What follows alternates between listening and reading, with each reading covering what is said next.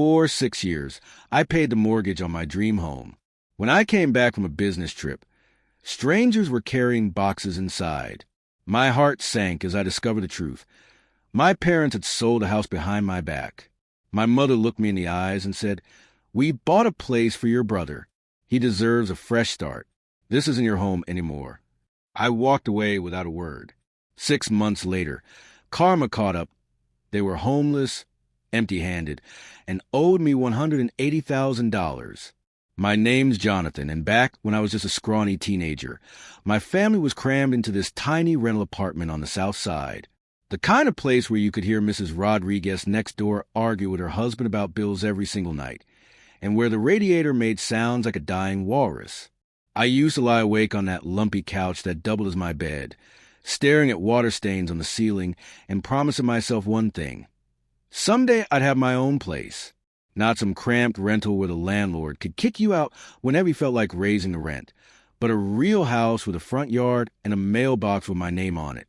After high school, while all my buddies were either heading to college or working dead-end jobs at the local grocery store, I made a decision that probably seemed crazy to most people. I got my commercial driver's license and became a long-haul trucker. Now I know what you're thinking. Trucking doesn't sound glamorous, and you're absolutely right. But here's what most people don't realize about the industry. If you're willing to spend weeks away from home, driving through every state in this great country, you can make some serious cash. And let me tell you, I was motivated. Every time I pulled into a truck stop in the middle of nowhere, Nebraska, or waited in line to load cargo in some industrial district in Ohio, I was calculating numbers in my head. Gas money, food costs, truck maintenance, but most importantly, how much I could save toward that house payment. The thing about trucking is that it gives you a lot of time to think. Mile after mile of highway, nothing but the radio and your thoughts for company. I'd drive past these suburban neighborhoods in places like Indiana or Missouri, seeing all these nice houses with 2-car garages and swing sets in the backyard, and I'd think about how normal people lived, how they came home every evening to the same address, cooked dinner in their own kitchen, and didn't have to worry about whether the neighbors were going to have another screaming match at 2 in the morning. After about 3 years of over-the-road hauling, I had saved up enough for a decent down payment. Not enough to buy a mansion or anything fancy, but enough to get into a solid 3-bedroom house in a working-class neighborhood just outside the city. The kind of place where people actually knew their neighbors and kids could ride bikes in the street without their parents having a panic attack. That's when I made what I thought was a smart decision. But looking back, it might have been the biggest mistake of my life. See, I was still spending most of my time on the road, sometimes gone for 3 or 4 weeks straight, dealing with mortgage paperwork, insurance, utility hookups, all that bureaucratic nonsense that comes with homeownership. Seemed impossible when you try and coordinate everything from a truck stop payphone in Arkansas. So I went to my parents with what I thought was a reasonable proposition. I told them I wanted to buy this house, and since I'd be away so much for work, maybe they could help me with all the paperwork and administrative stuff. They'd been complaining about their own housing situation for years. The rent kept going up, the neighborhood was getting worse, and they were tired dealing with our slumlord who never fixed anything unless you threatened legal action. The deal seemed perfect. They'd help me navigate the home buying process, handle any issues that came up while I was on the road, and in return, they could move out of that crappy apartment and live in a house temporarily, just until they got back on their feet financially and could afford their own place again. I made it crystal clear that every single mortgage payment, every utility bill, every cent of maintenance, all of it would come straight from my bank account. What I didn't factor into this equation was my younger brother, Matt. Now, Matt was what you might politely call a professional couch warmer. While I was busting my rear end driving 18-wheelers across the continental United States, Matt was living at home with Mom and Dad, working part-time at various restaurants and retail stores, never keeping a job for more than 6 months. The guy had more career changes than most people have pairs of shoes. But here's the thing about being the baby of the family. Matt had always been the golden child. When we were kids, if Matt broke something, somehow it was my fault for leaving it where he could reach it. If Matt got bad grades, it was because he needed more support and attention. If Matt quit another job, well, he was just finding himself and exploring his options. Meanwhile, I was expected to be responsible, reliable, and basically raise myself. So when I pitched this house idea to my parents, they were thrilled. Not just because they get to move out of that dump they were renting, but because they saw an opportunity. Matt needed a place to live too, and wouldn't it be nice if the whole family could be together in this beautiful new house that their hard-working son Jonathan was buying? I should have seen the red flags right then and there. The way Mom kept mentioning how Matt deserved a fresh start, how he'd been through so much rejection and disappointment in his job searches. The way Dad started talking about family unity and how successful people have a responsibility to help lift up their relatives. But I was young, optimistic, and honestly just grateful that someone was willing to help me navigate the home buying process. The house we found was everything I dreamed of, a modest 3-bedroom ranch with a decent-sized yard, located in one of those neighborhoods where people still waved at each other from their front porches. It had a 2-car garage, which meant I'd finally have a place to park my pickup truck when I wasn't on the road, and a basement where I could set up a workshop for all those DIY projects I'd been planning. The mortgage approval process was surprisingly smooth. My credit score was solid thanks to 3 years of disciplined saving and responsible financial behavior. My income as a long-haul driver was well documented and consistent. The bank looked at my application and basically rubber-stamped it. Within 6 weeks, I was holding the keys to my very own piece of the American dream. 3 weeks on the road hauling appliances from Detroit to Phoenix and back will mess with your head. You start looking forward to the simple things, your own shower, sleeping in a real bed instead of truck sleeper, maybe catching up on some Netflix. So when I finally rolled my rig into the driveway after that grueling run, all I wanted was to grab a beer from my fridge and collapse on my couch. But something was immediately wrong with this picture. There was a silver Honda Civic parked in my driveway that I'd never seen before. Not a huge deal by itself. Maybe Mom or Dad had friends over, or Matt had finally gotten his act together and bought a car. But then I noticed a moving truck parked on the street and people I didn't recognize carrying boxes out my front door. My heart started racing as I climbed down from the cab of my truck. These weren't movers helping my family rearrange furniture. These were strangers, and they were loading up their own stuff, not unloading it. A middle-aged woman with curly red hair was directing traffic, holding a clipboard and checking items off a list like she owned the place. I walked up to her, trying to keep my voice steady even though panic was starting to set in. The woman looked up from her clipboard with this friendly smile that made everything feel even more surreal. She introduced herself as Karen. Of course her name was Karen, and explained that she and her husband had closed on the house the previous Tuesday. Now, let me paint you a picture of what was going through my mind at that exact moment.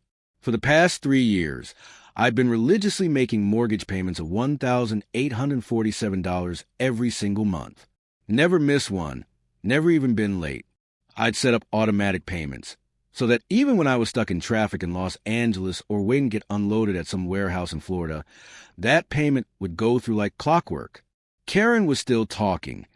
Something about how excited they were to move into the neighborhood and how the previous owners had been so helpful during the transition. Previous owners. The words hit me like a sledgehammer to the chest. I interrupted her mid-sentence and asked where exactly she thought these previous owners had gone. That's when I saw Mom walking down the front steps, carrying a box labeled kitchen stuff in her unmistakable handwriting. The look on her face when she saw me standing there, it was like she'd seen a ghost. Not the good kind of surprise you'd expect from a mother whose son just came home from a long work trip, but the deer-in-the-headlights look of someone who'd been caught red-handed. The conversation that followed was one of those moments that gets burned into your memory forever. Mom set down her box and walked over with this expression that was half guilty, half defensive. She started talking about opportunities and fresh starts and how they'd found the perfect place for Matt to begin his adult life properly. Apparently, while I was driving through the desert Southwest, dodging traffic, and making my monthly nut, my loving family had been busy. They'd listed my house for sale, found a buyer, negotiated a price, and completed the entire transaction without bothering to mention it to the guy who'd been paying for everything. The guy whose name was on the mortgage. The guy who was supposed to own the place. But here's the kicker, and this is where the story gets really interesting. They'd use the proceeds from selling MY House to buy a different house across town. A smaller place, but completely paid off, that would belong entirely to my baby brother Matt. Their logic was beautifully simple. I was never home anyway. Matt needed stability and independence, and this way everybody wins. Everybody except me, apparently. I stood there in my own driveway, watching strangers carry furniture into what had been my living room just 3 weeks earlier, while my mother explained how they'd done me a favor. After all, why should I be tied down to a mortgage when I spent most of my time traveling? Wouldn't I be happier without all that responsibility? The most infuriating part was how reasonable they made it sound. Matt had been struggling to find his path in life, and wasn't that partly because he'd never had a chance to truly be independent?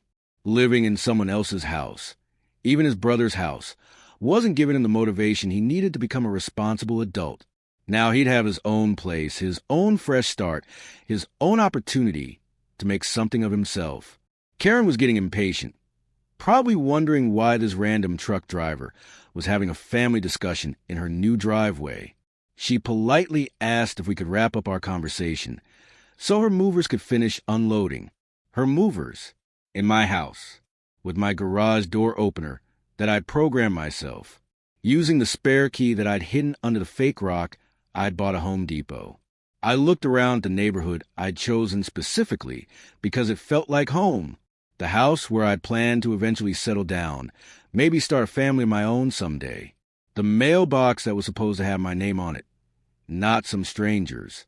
And then I looked at my mother, who was still holding that box and waiting for me to tell her what a wonderful thing she'd done for her younger son. That's when the reality of the situation really hit me. This wasn't just a misunderstanding or a miscommunication. This was a calculated decision made by people I trusted, using money I'd earned through 3 years of 12-hour days and sleeping in truck stops. They'd literally sold my future out from under me, and they expected me to thank them for it. You know what's funny about having your entire life turned upside down? Your body still goes through the motions, even when your brain has completely shut down. So there I was, sitting in a cab of my Peterbilt at 2 a.m, parked outside a 24-hour diner about 10 miles from what used to be my house, staring at the neon sign advertising coffee and pie like it was the most fascinating thing in the world. I couldn't even process what had happened. Every time I tried to think through the situation logically, my mind would hit this wall of pure disbelief. People don't just sell other people's houses, right? Especially not family members. Especially not when you've been making every single payment for 3 years straight. This was the kind of thing that happened to other people, the kind of story you read on Reddit and think, wow, that's crazy, but it could never happen to me. The worst part was that I kept second-guessing myself. Maybe I hadn't been clear enough about the arrangement. Maybe somehow I'd given them the impression that they were equal partners in this deal instead of just temporary house sitters helping me out. Maybe there was some paperwork I'd signed without reading carefully, some legal document that gave them more rights than I realized. But then I'd remember those mortgage statements that came to the house every month, the ones with my name on them, showing payments coming directly from my checking account at First National Bank of Chicago. The ones I glanced at quickly whenever I was home between runs, always showing the balance going down bit by bit as I slowly built equity in what I thought was my investment in the future. Around 3 a.m, I finally broke down and called my buddy Steve, who was probably the closest thing I had to a best friend. Steve was a local guy, worked construction, and had the kind of practical common sense that comes from dealing with real-world problems instead of spending your days isolated on the highway. I figured if anyone could help me figure out whether I was losing my mind, it would be him. Steve listened to the whole story without interrupting, which is more than I probably would have done if the roles were reversed. When I finished, there was this long pause, and then he just said one word that somehow made everything worse and better at the same time. Dude. Not dude like he was surprised, but dude like he couldn't believe how badly I'd been screwed over by my own family. He offered to let me crash on his couch, which was decent of him considering it was the middle of the night, and I was basically having a mental breakdown over the phone. But I couldn't handle the thought of explaining the situation to anyone else, at least not yet. The idea of walking into Steve's place and having to tell his wife and kids why their dad's friend was suddenly homeless was too much to deal with. So I stayed in my truck, which wasn't exactly unusual for me. The difference was that this time I wasn't parked at a truck stop in the middle of Kansas, counting down the hours until I could deliver my load and pick up the next one. This time I was parked in my hometown, technically homeless, trying to figure out how my own parents had managed to steal my house without me noticing. I kept thinking about Matt and how he'd probably reacted when Mom and Dad told him about their brilliant plan. Did he feel guilty about taking something that wasn't his? Did he try to talk them out of it? Or was he just happy to finally get his hands on something he felt he deserved? Knowing Matt, it was probably the latter. The guy had spent his entire adult life waiting for opportunities to fall into his lap instead of creating them himself. Dawn started creeping over the horizon, and the diner was filling up with the usual crowd of early morning customers. Construction workers grabbing coffee and breakfast burritos before heading to job sites, nurses finishing night shifts, and other truckers like me who were either starting their day or ending it. Normal people living normal lives, dealing with normal problems like traffic jams and overdue bills and annoying coworkers. None of them had to worry about whether their family had committed fraud against them. None of them were sitting in a truck cab wondering if they had any legal recourse when their own parents had essentially stolen their house. None of them were questioning every family interaction from the past 3 years, looking for clues they'd missed about their loved one's true intentions.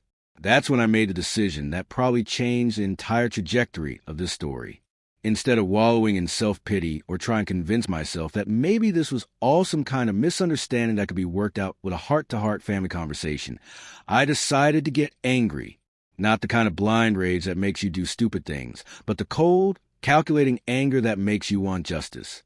I pulled out my phone and started making a list of everything I could remember about the house purchase. The real estate agent who'd helped us find the place, the mortgage company that had approved my loan, the title company that had handled the closing. If my family thought they could just erase 3 years of my financial responsibility with a handshake and a smile, they were about to learn something important about Jonathan that they'd apparently forgotten. By 7 in the morning, I had a plan. It wasn't a great plan, and it probably wasn't going to be easy or cheap to execute, but it was something.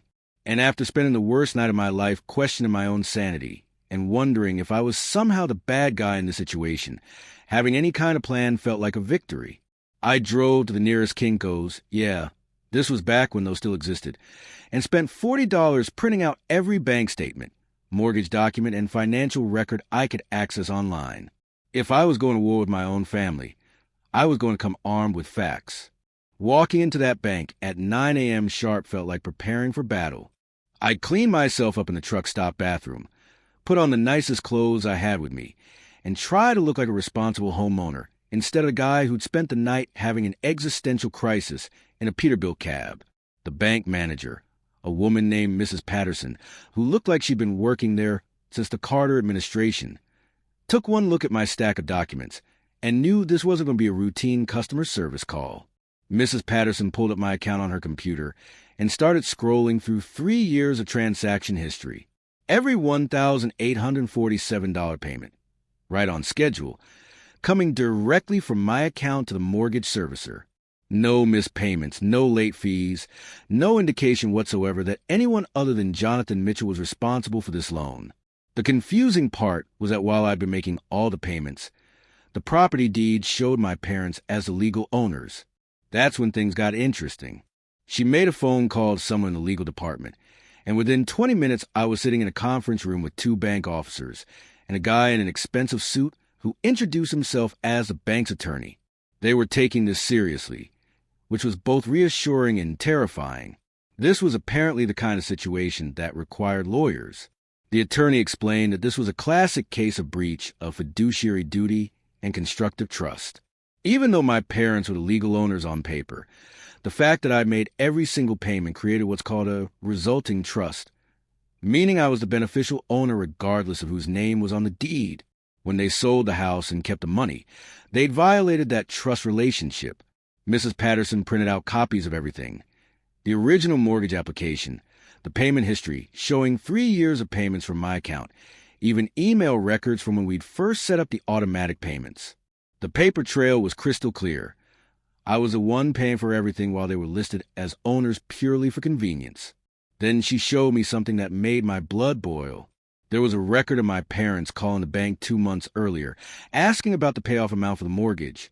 They'd specifically asked whether the person making payments needed to be notified before the loan was satisfied. The bank representative had told them no. As legal owners, they had the right to pay off and sell the property without informing anyone else. The bank attorney asked if I had any written documentation of our original agreement. That's when I realized how naive I'd been. We'd never put anything in writing about this being my house, while they were just helping with paperwork. It was all handshake deals and family trust, exactly the kind of informal arrangement that leads to legal disasters. But I wasn't completely without options. The attorney gave me the business card of a lawyer who specialized in family property disputes and constructive trust cases. Professional legal help wasn't going to be cheap, but at this point I was in too deep to worry about the cost. Plus, I had 3 years' worth of savings that I'd been planning to use for furniture and home improvements. The lawyer, Patricia, agreed to meet me that afternoon at her downtown office. Patricia was sharp as a razor and had obviously dealt with family financial betrayals before. When I showed her the bank records and explained our original agreement, she immediately started talking about unjust enrichment and constructive trusts. Patricia explained that even without a written contract, the courts recognize situations where one person pays for something while another person holds legal title. The fact that my parents had sold a house and used the proceeds to buy Matt a different property actually made the case stronger. They clearly converted my investment for their own family purposes.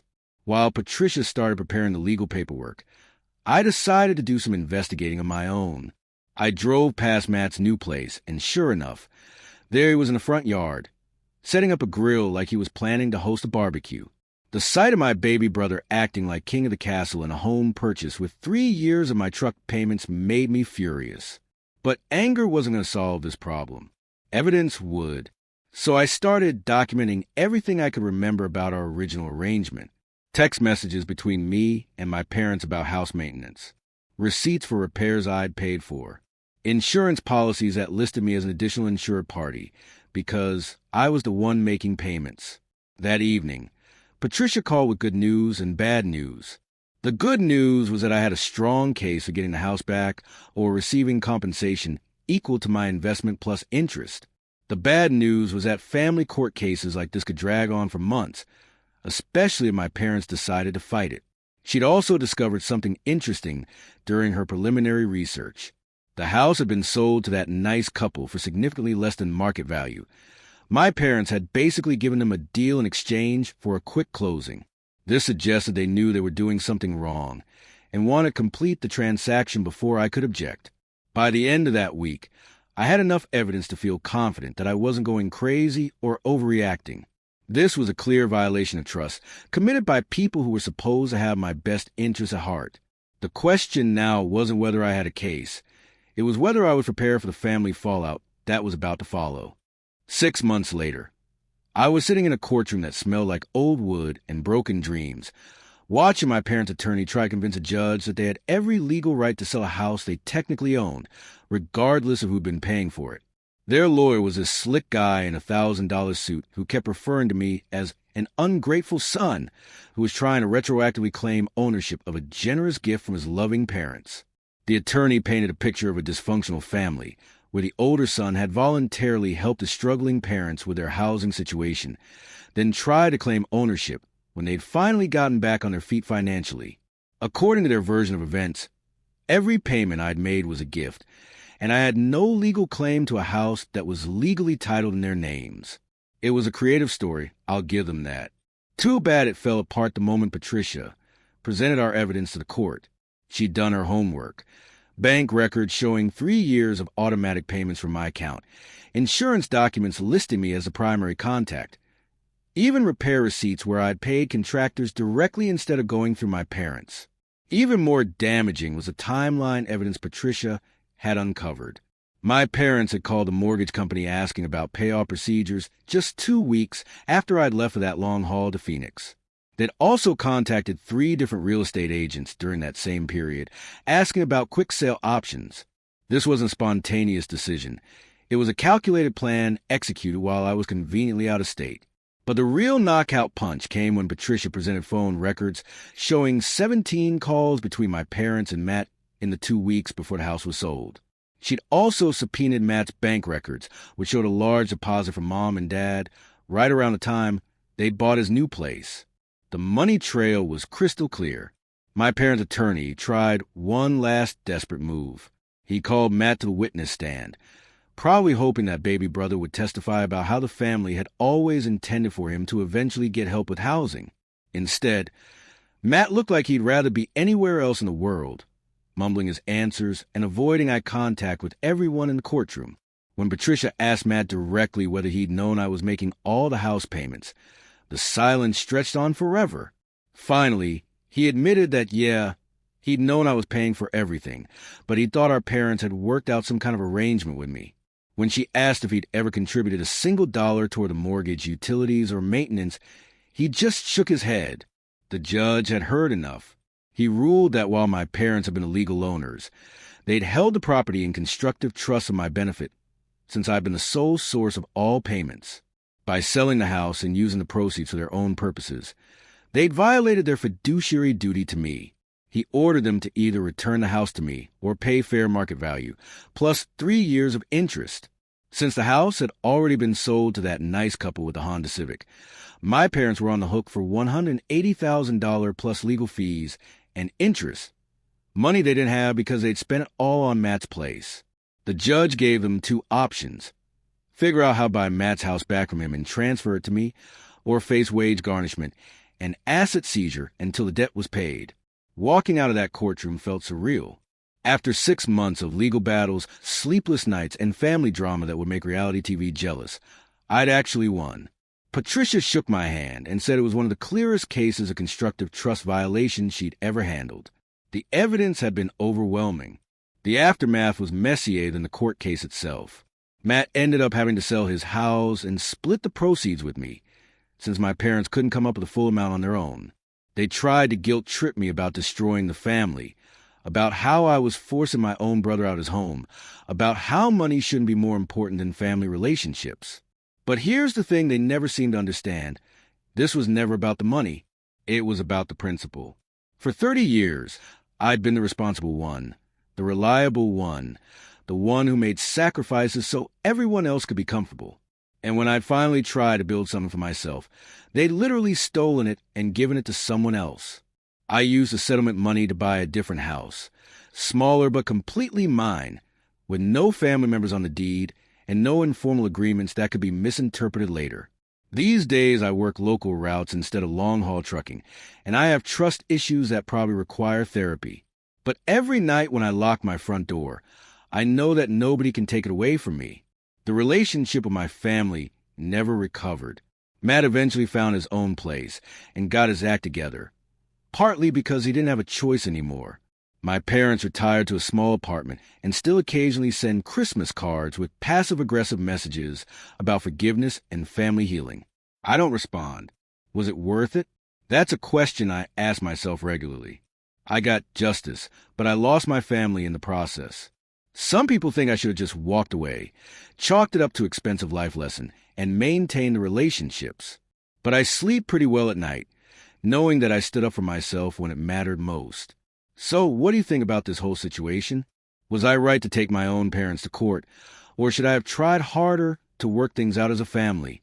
Have you ever had to choose between being right and keeping relationships intact? Let me know in the comments below. I'd love to hear your thoughts on this mess.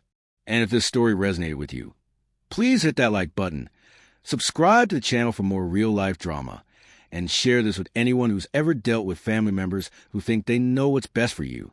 Trust me, there are more stories where this came from.